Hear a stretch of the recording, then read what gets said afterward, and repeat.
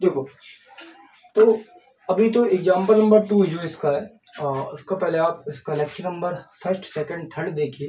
ठीक, एक्सरसाइज 1 है आपकी पूरी कंप्लीट हो गई। ये 1B का कॉन्सेप्ट चल रहा है आपका, ठीक है। और ये RS अग्रवाल 10th का रियल नंबर चैप्टर है, चैप्टर नंबर फर्स्ट है। और ये फंडामेंटल थ्योरम ऑफ अर्थमेटिक है। और ये एग्जाम्पल एक्सरसाइज 2 है।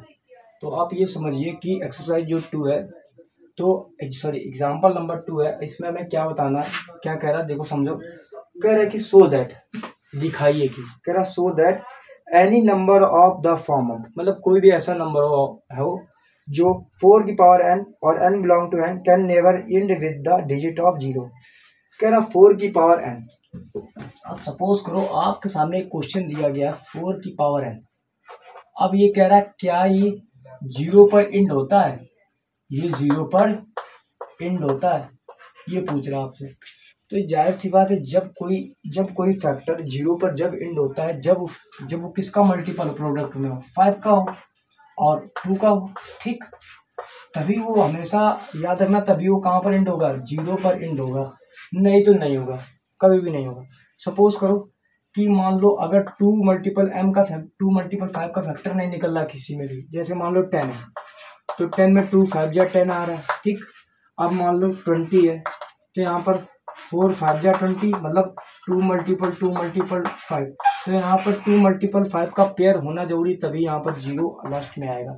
नहीं तो आप ऐसे समझ सकते हो कि मान लो आपके पास कोई नंबर 16 है। अब क्या ये 5 का फैक्टर है, इसमें 5 है फैक्टर, तो आप कहोगे कतई नहीं है। तो अगर मान लो आपसे कह दिया जाए कि 35 है, हाँ 35 है, 5 तो है, लेकिन समझो 7 5 35, लेकिन यहाँ पर 2 नहीं है, 2 का भी होना लाजमी है। 2 जब तक नहीं होगा, जब तक 2 मल्टीपल 5 का कोई प्रोडक्ट नहीं बनेगा जितने, तब तक हम नहीं कह सकते हैं कि ये 0 पर समाप्त होगा। तो यहाँ पर आपको पावर दिया गया 4 की पावर n। इसको देखते हैं कैसे करते हैं। हमें पता है ये 0 पर समाप्त नहीं होगा, हमें पता है कि नहीं होगा, लेकिन हमें मैथमेटिकली प्रोसेस से इसको दिखाना है कि ये 0 पर एंड नहीं होगा, ठीक है, हमें दिखाना पड़ेगा। लेकिन हमको पता है कि अगर 2 मल्टीपल 5 के फैक्टर हो तो जाहिर सी बात है 0 पर एंड होगा, लेकिन हमें क्या करना, शो करना है, दिखाना भी है। तो उसके लिए आपको लैंग्वेज थोड़ी बहुत है जो समझ लेनी, या थोड़ी सी याद भी कर लेनी इसकी लैंग्वेज। वैसे पूछी जाती है, ठीक, पूछा जाता है। If 4 ends with 0 then the must have the 5 as a factor। अगर मान लो वो खुद से आपसे कह रहा, वो कह रहा इफ 4 की पावर n एंड है ना, ends with 0, ठीक, then it ठीक must have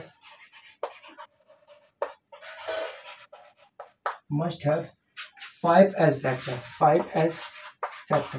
देखो मैंने वही तो बताया कि जब ये 0 पर जब एंड होगा, जब इसका फैक्टर क्या होगा, 5 के फैक्टर के रूप में होगा। लेकिन जब आप करोगे, जब आप 4 की पावर n करोगे, तो यहाँ पर आप लिखोगे 2 मल्टीपल 2 की पावर n। तो जाहिर सी बात ये क्या निकल के आने वाला, 2 की पावर n मल्टीपल 2 की पावर n। तो यहाँ पर तो जाहिर सी बात जब आप इसके फैक्टर कर रहे हो, आपने जब यहाँ पर फैक्टर इसके निकाले, तो यहाँ पर कोई लास्ट में 5 आया है, नहीं आया, तो आप बोल सकते हो यहाँ पर 5 है नहीं, तो ये फैक्टर नहीं है। लेकिन मैथमेटिकली भाषा में हम कैसे लिखेंगे, कह रहा है यहाँ पर लिखोगे सो that 2 is only prime factor of 4 की power n। So that 2 is only factor of 4 की पावर n। अब यहाँ पर देख रहे हो कि 4 की पावर n में फैक्टर क्या आ रहा है, 2 तो आ रहा है ना, लेकिन क्या 5 आया इसके साथ क्या 5 आया है, 5 नहीं आया। तो आप लिख सकते हो सो that 2 is only factor of 4 की पावर n। तो एक बार फिर से समझो, आपसे क्वेश्चन कह रहा था कि जो 4 की पावर n क्या ये 0 पर एंड हो सकता है, हिंदी भाषा में। तो हमने बोला मान लिया इफ 4 की power n is and with 0 it must have 5 age factor. मतलब 5 जो लिखा है 5, इसका इसमें होना फैक्टर के साथ 2 के साथ होना बहुत ही जरूरी है, तभी ये 0 पर एंड होता है। बट जब आपने देखा 4 की पावर n, जब आपने इसका फैक्टर किया 2 मल्टीपल 2, तो यार 2 की पावर n मल्टीपल 2 की पावर n, तो कह रहा so that 2 is only factor of 4 की पावर n। तो यहाँ पर आप क्लियरली लिख सकते हो या उसको बता सकते हो also know that the fundamental of theorem of arithmetic.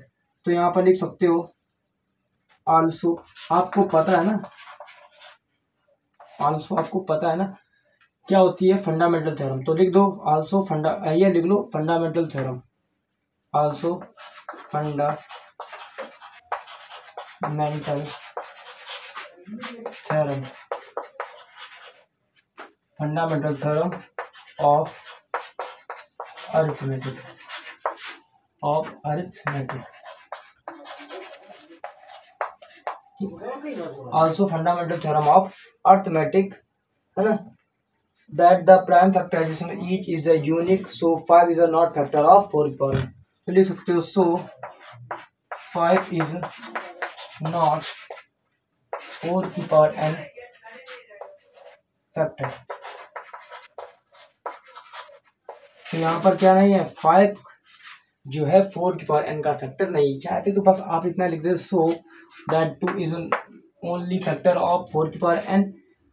So also मतलब हम जानते हैं कि fundamental theorem of arithmetic, fundamental theorem of arithmetic क्या कहती है कि उसमें हमारा क्या होना चाहिए कि तो कंपोजिट नंबर होना चाहिए प्लस प्राइम फैक्टर होना चाहिए, ठीक।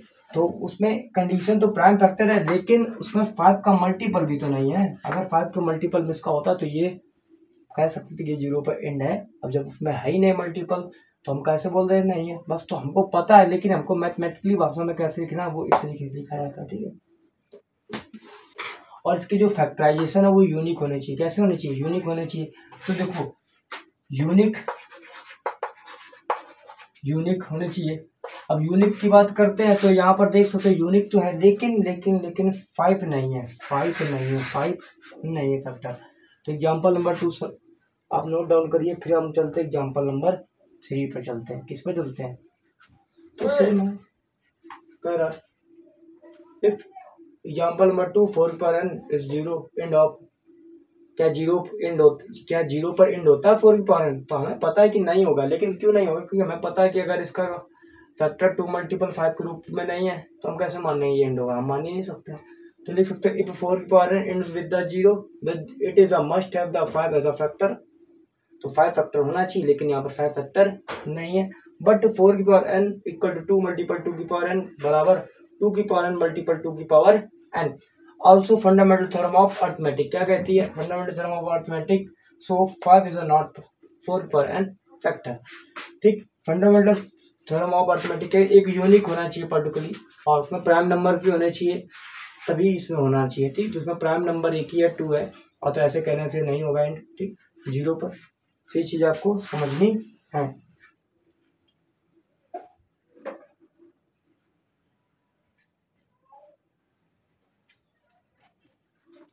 और इसके जो फैक्टर होते हैं वो यूनिक होते हैं, यूनिक है तभी मैंने लिखा है, ठीक, थोड़ा बहुत घुमा कर।